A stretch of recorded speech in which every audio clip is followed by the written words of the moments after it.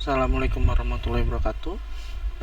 Kembali bertemu di pertemuan ke-17 dan 18. Kita akan bahas tentang aplikasi Java yang akan kita hubungkan atau kita koneksikan dengan yang namanya database. Database di sini kita akan menggunakan MySQL sebagai base-nya. Karena itu sebelumnya saya minta kalian sudah install yang namanya XAMPP, ataupun kalau kalian tahu jenis database lain atau jenis server lain, atau kalian bisa menggunakan hanya MySQL-nya saja, install MySQL-nya saja. Tapi kalau kalian tahu ya, kalau kalian tidak tahu, lebih baik install exam aja. Tapi kalau misalkan kalian tahu cara menginstal MySQL dan lain-lain, ya kalian bisa hanya menginstal MySQL-nya saja. Selanjutnya saya tidak akan menjelaskan cara instalasi untuk XAMPP-nya. Yang pasti saya sudah memberitahu kalian sebelumnya, saya sudah memberitahu ketua kelas kalian dan sudah memberikan link untuk bagaimana cara menginstal yang namanya XAMPP.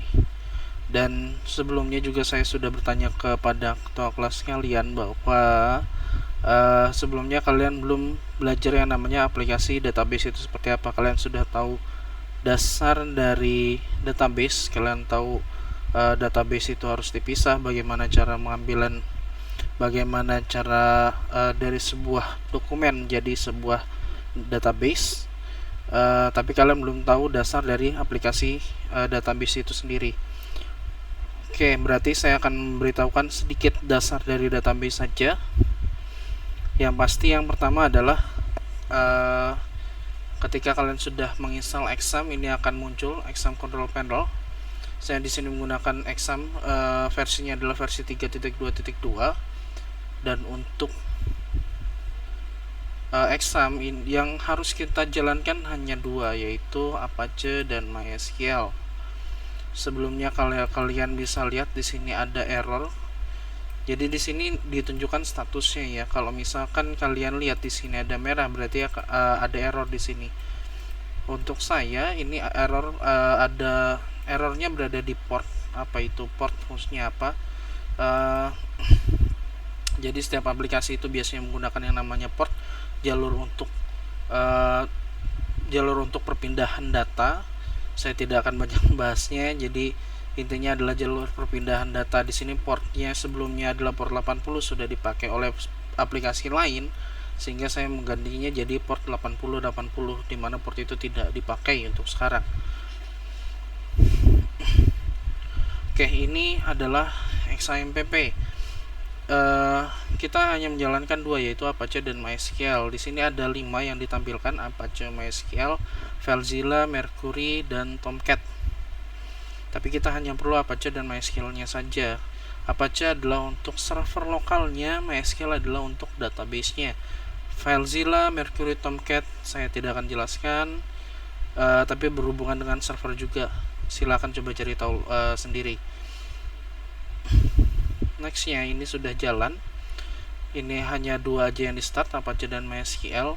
Nah, untuk menjalankannya, sebenarnya untuk penggunaan MySQL sendiri, kita sebenarnya hanya butuh MySQL-nya saja sebenarnya. Tapi di sini akan saya sedikit tunjukkan dua tampilan dari atau dua cara untuk masuk ke dalam MySQL. Maka ini dua-duanya saya aktifkan. Oke, jika sudah seperti ini, kita bisa tinggal klik di admin ini. Jika kita klik admin di Apache, dia akan menunjukkan server dari Apache. Jika kita klik di admin MySQL, dia akan langsung menampilkan ke PHP MyAdmin atau tampilan untuk input data atau create sesuatu di dalam MySQL. Oke, kita coba klik dulu Apache. Sebelumnya saya sudah bilang bahwa ketika kalian lihat ini, di sini ada error bahwa port 80 sudah dipakai. Port 80 adalah digunakan untuk Apache sebagai server untuk perpindahan data. Nah, di sini port 80 sudah dipakai sehingga saya menggunakan port 80. Makanya ketika saya klik admin, yang muncul localhost biasa. Kalau localhost biasa itu sama seperti localhost 80. localhost 80 sudah diganti menjadi IIS ya. IIS adalah salah satu fungsi dari bukan fungsi, IIS adalah sebuah server, local server sama seperti Apache tadi, tapi yang menggunakan IIS adalah Windows ya. Jadi kalau bisa dibilang kalau IIS hanya digunakan oleh Windows saja atau digunakan oleh Windows Server, maka itu kita ganti ke localhost 8080. Nah, ini adalah tampilan utama dari Apache Server. Di sini tidak ada tampilan apa-apa, hanya penjelasan exam versi berapa, community, contribute, install aplikasinya bisa kalian lihat, bisa install apa aja. Di sini kita klik aja ke phpMyAdmin karena yang kita butuhkan hanya untuk database-nya aja. Ketika klik phpMyAdmin, sama juga ketika kalian klik admin di sini akan masuk ke phpMyAdmin. Tapi sebelumnya karena localhost saya mengarah ke IIS, makanya kita harus tambahkan ke localhost /28080.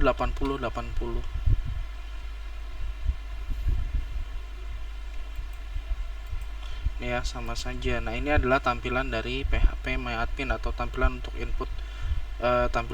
input data melalui web ya. Sebenarnya nggak lewat untuk tampilannya ini bisa pakai yang lain ya. Nanti mungkin dijelaskan sama dosen database-nya. Masih banyak untuk tampilan untuk masuk ke MySQL. Tapi ini adalah salah satunya atau yang paling gampangnya. Kalau kalian berhubungan dengan website, biasanya kalian akan lebih banyak pakai phpMyAdmin dasarnya. Tapi kalau misalkan kalian mungkin sudah jago, kalau kalian bisa pakai Linux, mungkin kalian akan lebih pakai command prompt. Oke. Kita sudah masuk ke phpMyAdmin. Di mana di sini adalah untuk kita membuat sebuah database. Sekarang kita bedakan dulu, nanti akan kita bedakan dulu di dalam database itu akan ada database, lalu di dalamnya lagi akan ada yang namanya table. Jadi kita buat dulu basis datanya atau database-nya, lalu di dalam basis datanya nanti akan ada table-table yang kita pakai di situ. Oke, contohnya kalian bisa klik di basis data atau klik new di sini, sama aja. Lalu kita buat basis data. Saya tidak akan banyak menjelaskan harus seperti apa atau basis data itu untuk apa. Nanti silahkan tanya ke dosen dosen basis datanya. Basis data 2 akan banyak membahas yang namanya apa itu basis data, penggunaan aplikasi basis data ini, terus juga bagaimana nanti banyaklah ada export import, user account dan lain-lainnya. Tapi di sini hanya sedikit dasarnya saja. Oke, contohnya adalah kita akan buat testing biasa. Kita akan buat database test. Jadi pada saat klik ini kita pakai tes 1 karena di sini saya sudah ada database test, maka kita pakai tes 1. Penyortiran tidak perlu, hanya ini nama base datanya aja apa, lalu klik buat. Lihat pada saat klik buat tadi di sini ada semua ya, di sini tes 1. Nah, seperti yang tadi saya bilang, setelah kita buat database, ada lagi yang harus kita buat, yaitu table. Jadi kayak bisa dibilang database adalah rumahnya, table adalah data-data tempat di mana kita akan menyimpan data-datanya.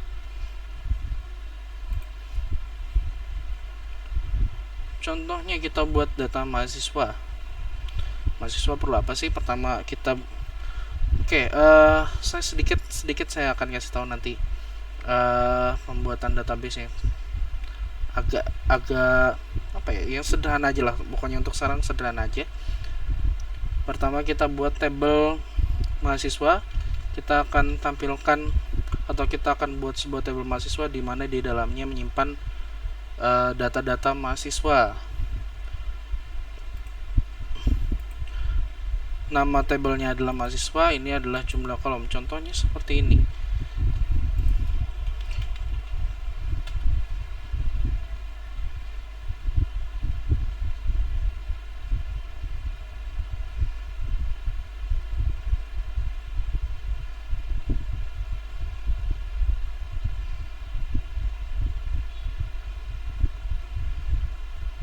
Kita buka Excel dulu. Excel adalah aplikasi untuk membuat sebuah tabel, sama seperti itu, tempat penyimpanan data sama seperti itu, tapi untuk database dia memang lebih ke penyimpanan data, sementara untuk Excel dia lebih ke perhitungan dan lain-lainnya.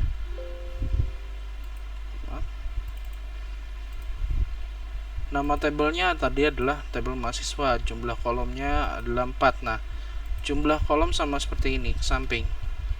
Jumlah kolom kita harus sesuaikan dulu. Yang akan kita buat adalah tabel mahasiswa, di mana mahasiswa itu ada namanya, nama, alamat dasarnya ya, nama, alamat. Oh, oke. Sebelumnya ada NIM-nya. NIM, nama, alamat, misalkan ada nomor telepon,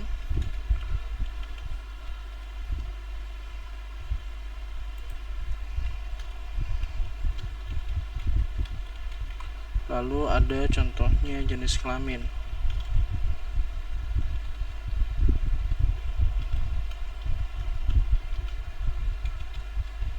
Atau kita buat gender aja lah ya, lebih gampang.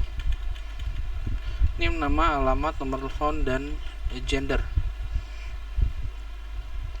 dimana ini akan jadi kolom kita. Di sini bisa dilihat kolomnya ada 1, 2, 3, 4, 5. Berarti di sini kolom yang kita butuhkan bukan 4 tapi 5.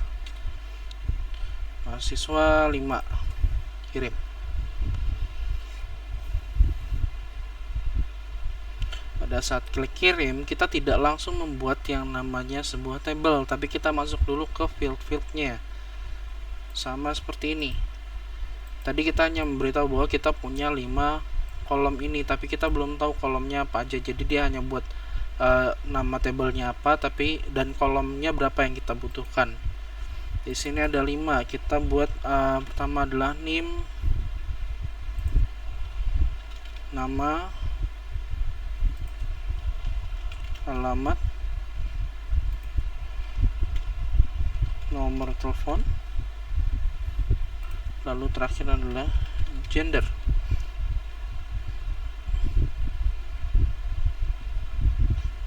Oke, ini adalah untuk nama-nama fieldnya ya, atau nama-nama kolomnya.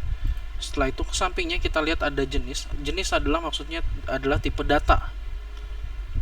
Ya, sama seperti aplikasi juga, dia membutuhkan yang namanya tipe data. Sama juga seperti itu, ada tipe data integer, ada tipe data varchar, ada juga float, double, dan lain-lainnya. Fungsinya apa nanti akan dijelaskan sama dosen kalian. Ini hanya pembuatan saja, tapi sama seperti yang tadi sebelumnya saya bilang, sama seperti tipe data yang kalian pelajari. Integer adalah untuk angka, varchar adalah untuk teks, untuk unit karakter dan sebagainya. Bisa dilihat di situ ada penjelasannya, sebuah panjang variabel 0 sampai 65.535, tipenya string. Ada juga teks, ini untuk karakter yang lebih panjang lagi. Ada date untuk yang tipenya adalah tanggal. Nah, NIM, kira-kira menurut kalian NIM itu menggunakan jenisnya apa? NIM itu harusnya bukan tipe integer ya. NIM itu harusnya bisa integer, bisa juga yang lain. Tapi NIM itu di sini saya akan pakai varchar, karena NIM itu sebenarnya bisa kombinasi, bisa karena mungkin saya pernah kasih tahu kalau integer itu, tipe data integer adalah tipe data yang sebenarnya untuk melakukan perhitungan. Bisa kalian pakai, tapi untuk di sini NIM itu bisa juga sebuah kode. Contohnya kayak kalau NIM yang lama, NIM dari kampus kita yang lama adalah tahun 4 digit tahun, lalu 2 digit kode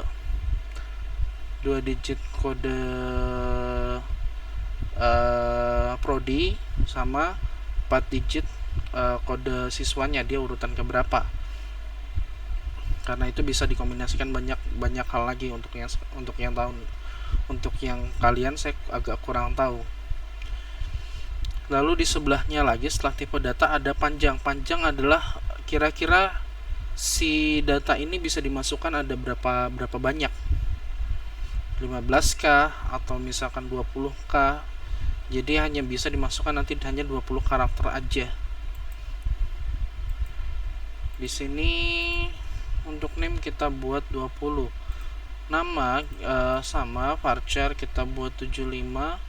Alamat ini kita buat teks karena alamat itu bisa panjang, tapi tergantung kalian buatnya seperti apa.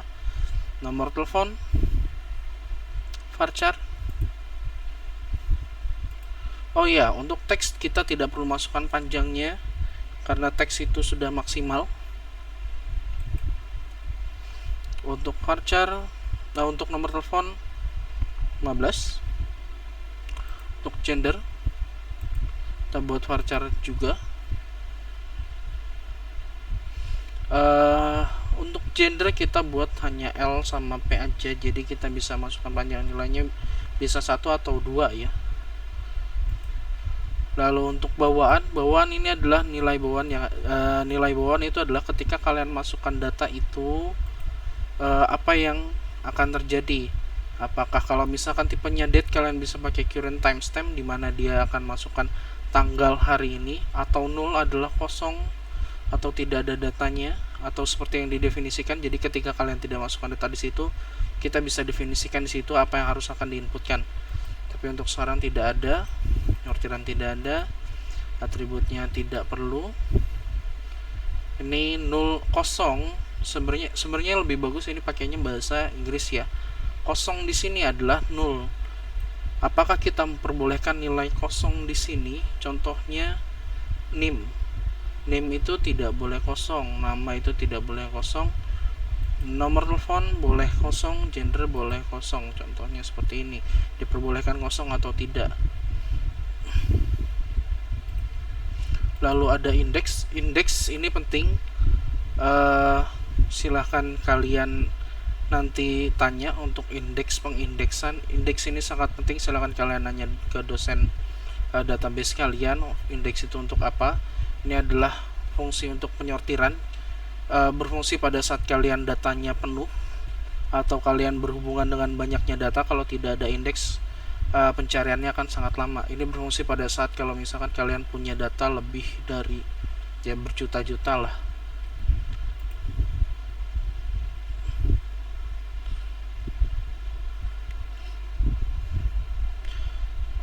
Selanjutnya tadi indeks sama indeks juga.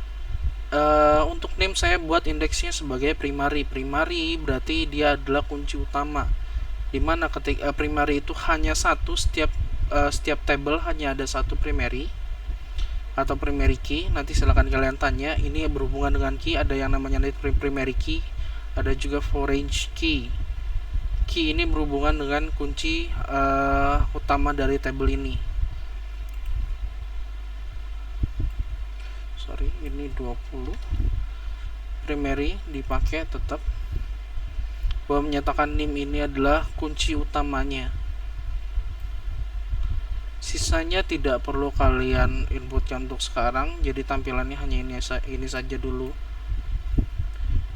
Kita bisa cek untuk SQL nya atau kita bisa langsung klik simpan.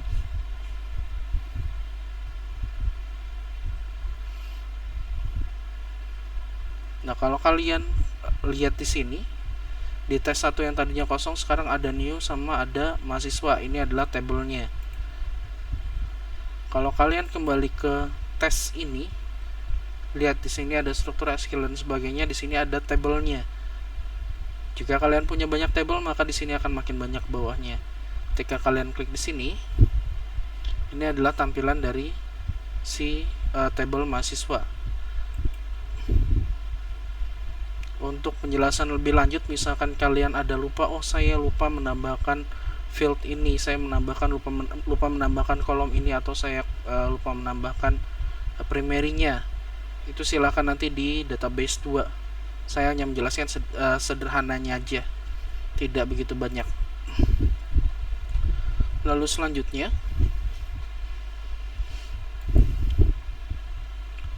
di sini untuk memasukkan data, di sini ada beberapa tab. SQL ini akan nanti kita bahas, tapi sebelumnya kita klik tambahkan dulu, cari tab tambahkan atau add. Di sini bisa dilihat untuk menambahkan data. Di sini kalian bisa masukkan di sini ya. Sebelumnya saya sudah pernah bilang bahwa di sini ada nilai kosong yang dicentang. Kalau saya agak lupa, saya sudah lama tidak berhubungan dengan MySQL. Kalau nggak salah kosong ini kalau dicentang dia akan lebih ini ya, dia akan diperbolehkan kosong. Contohnya ini, kalau ini saya isi A misalkan, lalu saya klik kirim, oh boleh masuk dia, sorry, saya coba lihat, jelajahi.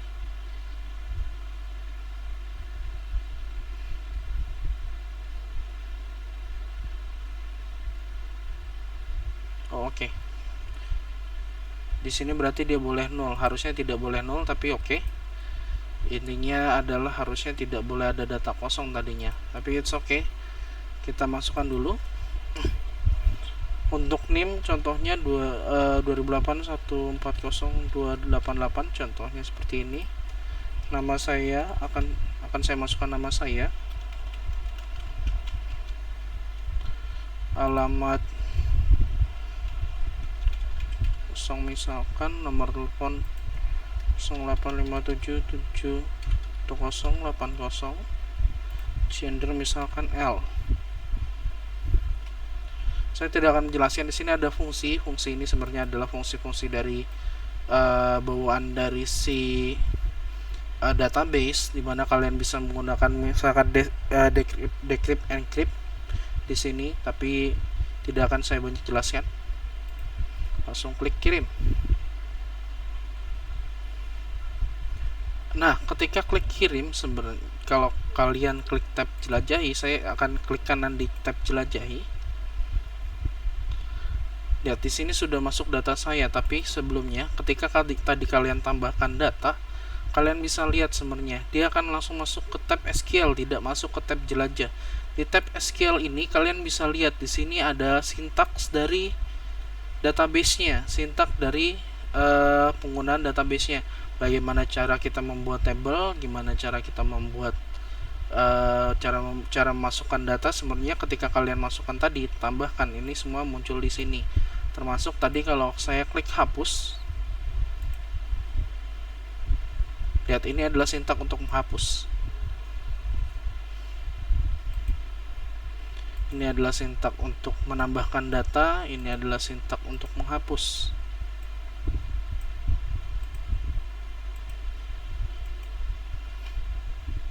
Contohnya ini, saya coba klik kirim lagi. Lihat, kita coba jelajahi lagi. Lihat, data saya masuk lagi. Sebelumnya data saya sudah terhapus. Nah, selain itu kita ubah datanya kosong menjadi pamulang, kirim. Lihat di sini ada script lagi. Oke, kalau kalian lihat scriptnya ada insert, kita copy. Saya akan masukkan ke notepad.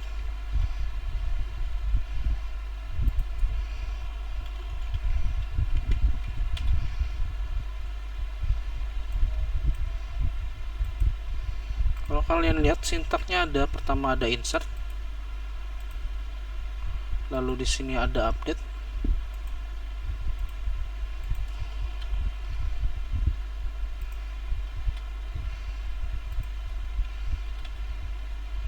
lalu selanjutnya ada hapus,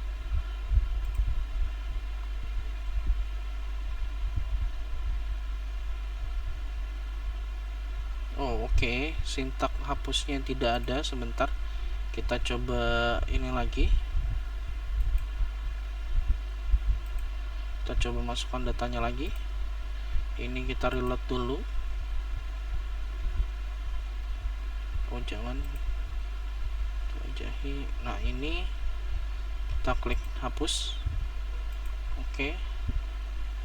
Oh wait, sebentar.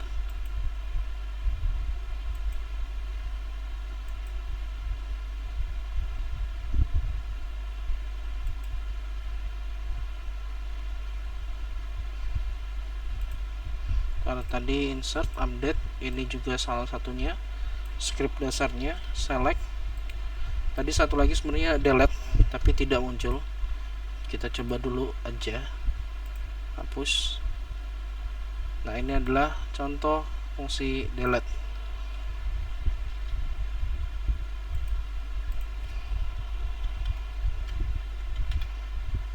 Nah ini yang sebenarnya akan kalian butuhkan. Insert, update, select, delete, dimana insert adalah memasukkan data, update adalah untuk mengupdate data, untuk memperbarui data, select adalah untuk mengambil data atau memilih data, delete adalah untuk menghapus data. Oke, ini menghapus semua. Delete adalah sebuah fungsi yang harusnya jarang dipakai, tapi untuk belajar kalian harus tahu ada fungsi delete.